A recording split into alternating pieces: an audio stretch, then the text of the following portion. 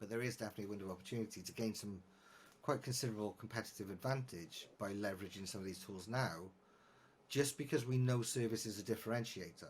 And if we are all as an industry getting used to remote service being delivered, then if company A is using the telephone and company B is using a AR tool, that's the effectiveness of that service delivery will be that much better, and so the opportunities for all the metrics we like first time fixes, will go through.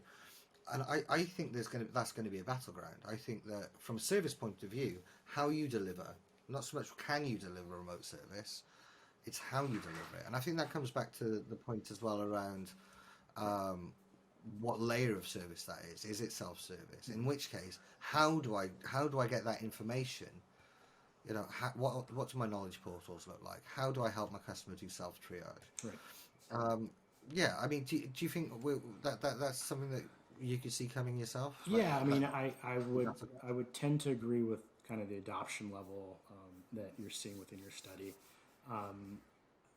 One of the areas that is most intriguing to me is the excitement around innovation.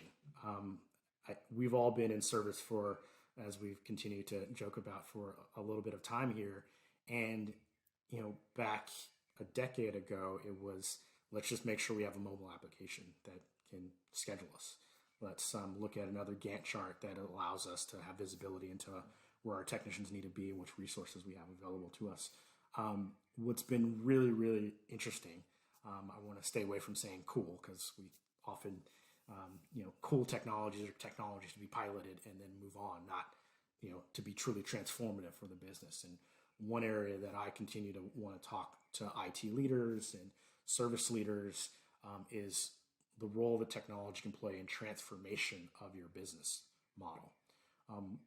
We have a number of key stats in some of our research, and one of the key areas is the emergence for manufacturers to think about creating new digital offerings, both digital products and digital services. And the pathway to that is thinking about what applications can support new ways of interacting and interfacing with customers.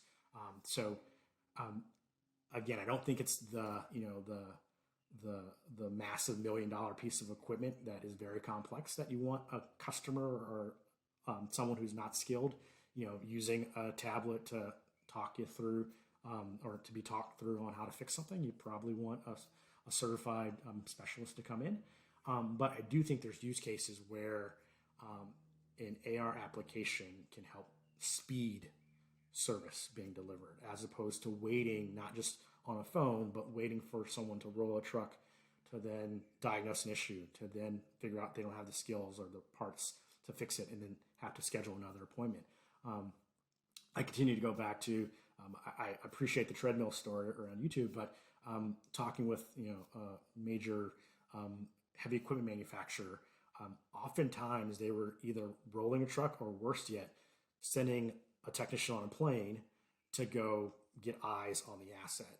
And we all know, based off of all of our own challenges around air travel and commuting, and that being taken away from us for the last year, that there's better ways of us to get eyes on the machine to diagnose the problem. And that use case, I think, is what's going to truly accelerate investment in AR tools.